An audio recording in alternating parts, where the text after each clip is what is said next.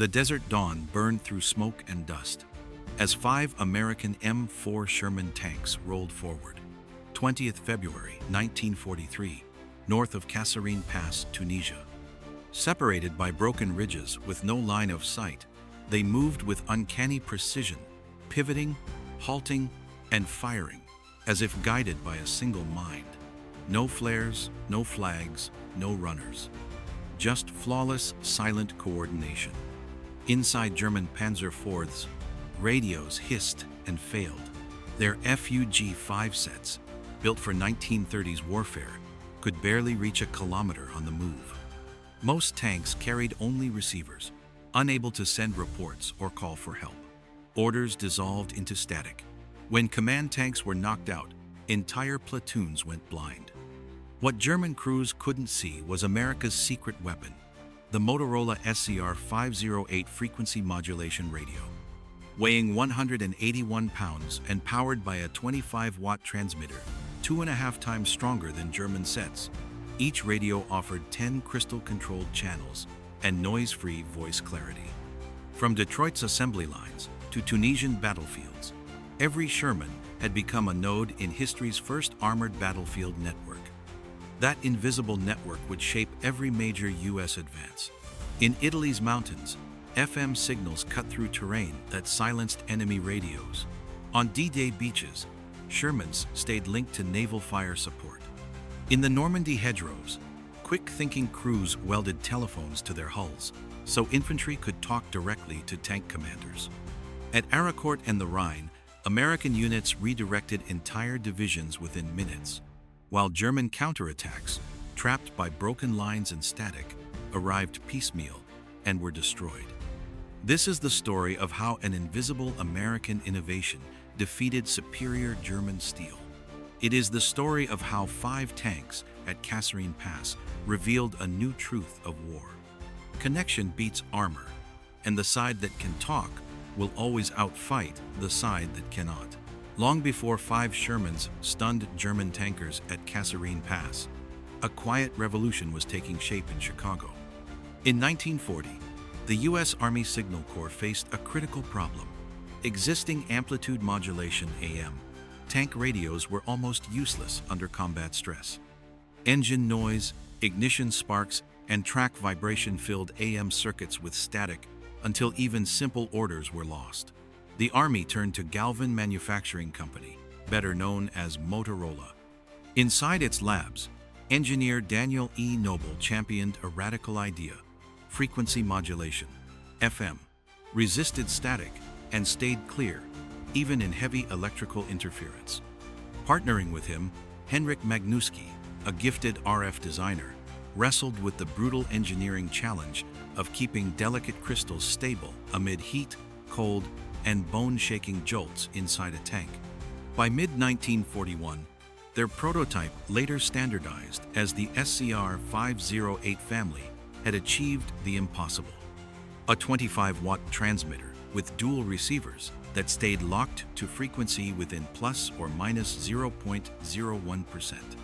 10 crystal-controlled preset channels let crews switch instantly between platoon, company, and artillery nets. The integrated BC-606 intercom allowed every crew member to speak and hear clearly without shouting. On July 22, 1941, the U.S. Army adopted the SCR-508 for every medium tank. From that day forward, Detroit's assembly lines would not just build armored vehicles, they would mass-produce thousands of networked battlefield nodes. This hidden decision, made while German panzers still sliced through the Soviet Union, gave American armor an edge no enemy yet imagined: universal, crystal clear, two-way radio in every single tank. The real test came with Operation Torch in November 1942.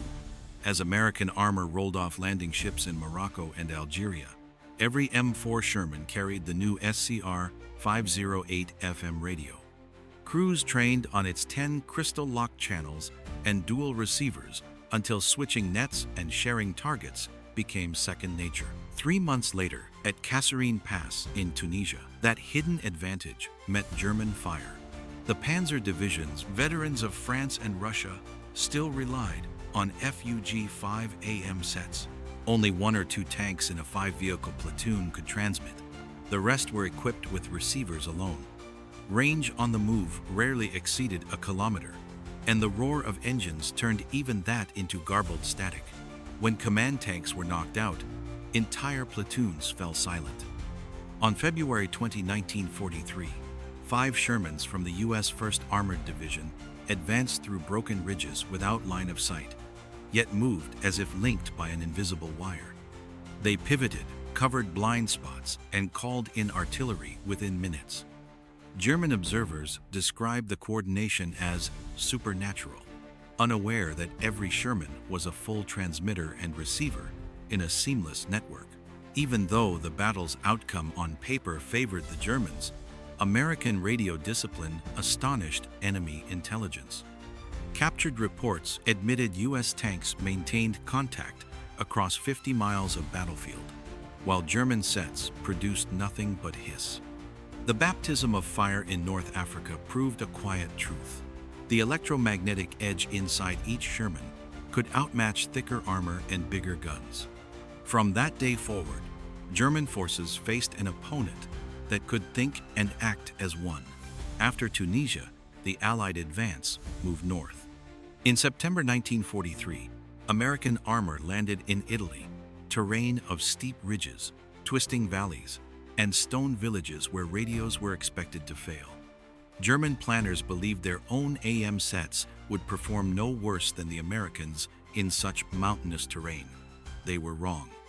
As Sherman columns pushed towards Salerno and later Cassino, frequency modulation proved its hidden strength. Unlike AM signals, which scattered and faded when bounced between cliffs, FM transmissions from the SCR 508 stayed sharp and steady. Tank platoons split by entire ridgelines could share precise grid references and plan cross-valley flanking maneuvers without a single visual signal. After-action reports told the story. Units separated by miles of impassable slopes coordinated fire as if operating on a flat parade ground. Artillery calls traveled instantly through tank radios to distant batteries, which answered within minutes. German Panzer units, still relying on fragile FUG-5 networks, found their orders delayed or lost entirely when terrain blocked line of sight or when a single command vehicle was destroyed. American crews began to trust their radios as much as their armor. Even when fog or winter storms hid everything beyond a few meters, they knew comrades were only a button press away. For the Germans, the mountains that were supposed to level the field became another disadvantage, amplifying every weakness of AM technology. The Italian campaign confirmed that the Sherman's greatest weapon was not its gun, but the invisible FM lifeline, binding every tank into a single responsive force. By June 6, 1944, the Sherman's radio edge faced its greatest test, D-Day. As tanks rolled off landing craft into the chaos of Omaha and Utah beaches, their SCR 508 FM radios linked them not only to each other, but also to naval gunfire support offshore. In a storm of artillery and machine gun fire, tank commanders could call for ship-based barrages with astonishing speed, something German Panzer crews, limited by short-range AM sets and shattered telephone lines, could only dream of. But the Normandy hedgerows soon exposed a new problem.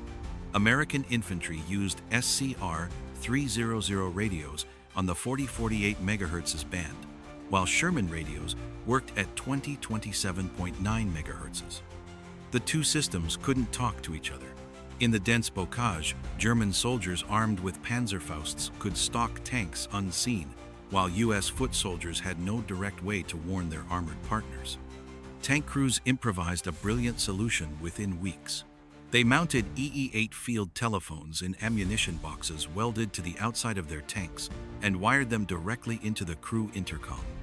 Now, infantrymen could simply lift a handset and speak to the commander inside. By Operation Cobra in late July, this simple modification transformed tank infantry cooperation. Shermans and riflemen once again operated as a single organism, calling artillery, shifting flanks, and breaking through German lines with breathtaking speed. What began as a communications gap became another American strength, proving that the U.S. Army's radio-driven adaptability was as potent as its firepower. By late summer 1944, the Allied breakout from Normandy triggered a lightning drive across France. During Operation Cobra and the rapid advance that followed, American armored columns stretched over hundreds of miles, yet retained remarkable cohesion. The secret remained the SCR-508 radio network, now woven into every operational plan. The ultimate test came at the Battle of Arracourt in September 1944. Here, the U.S. 4th Armored Division faced waves of newly arrived German Panzer tanks machines, superior in armor and firepower. On paper, the Americans were outgunned, but in practice, instant communication turned the tables. Every Sherman tank could spot, report, and relay enemy movements in real time. Tank destroyers received targeting information from tanks they couldn't even see. Forward observers inside command tanks called for artillery fire within minutes. Instead of reacting to German thrusts, American units anticipated them, massing firepower where it mattered most. The results were staggering. Over 3 weeks of fighting near the Lorraine town of Arracourt, U.S. forces destroyed 281 German armored vehicles, while losing only 41 Shermans, a 7-to-1 kill ratio that defied the technical specifications of both tanks. For German commanders accustomed to rigid radio hierarchies and fragile AM sets, the battle was a nightmare. Ambushes collapsed when American units that should have been blind remained perfectly coordinated. Attempts to isolate U.S. columns failed because every Sherman could act as a command tank.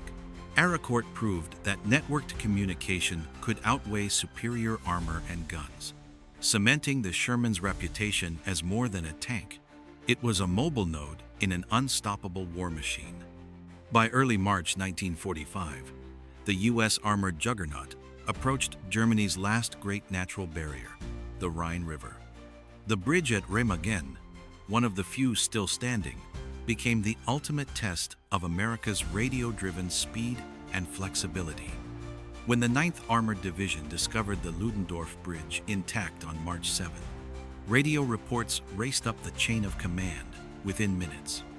First Army headquarters received confirmation almost instantly and redirected the entire corps in less than an hour, a tempo unthinkable for German forces, whose landline networks had been bombed to pieces and whose field radios remained too weak for reliable long-range control.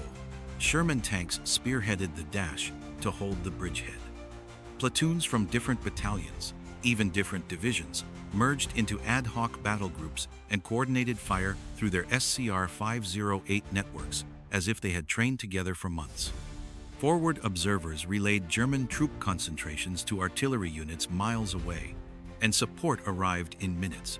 German counterattacks, by contrast, were chaotic.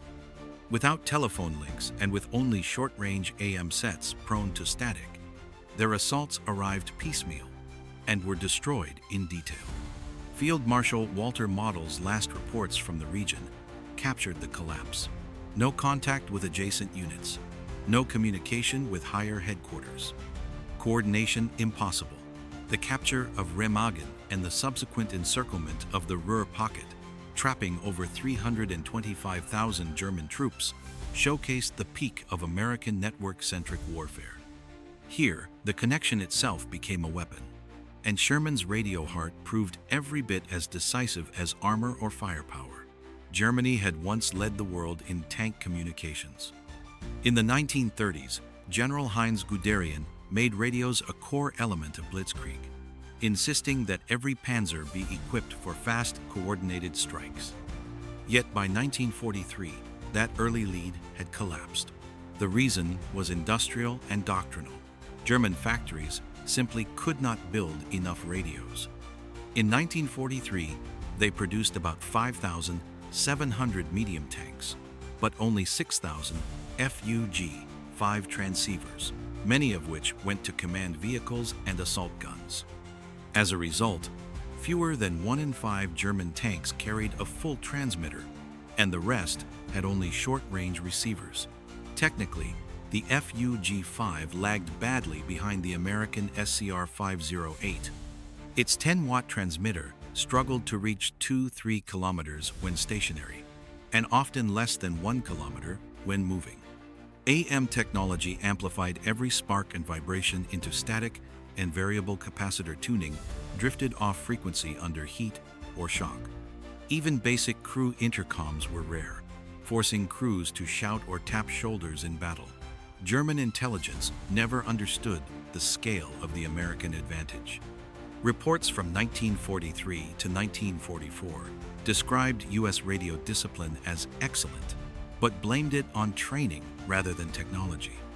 Commanders still targeted supposed command tanks, unaware that every Sherman was a command tank. This blind spot meant German tactics never adapted. They built heavier armor and bigger guns, but fought isolated battles inside a connected war.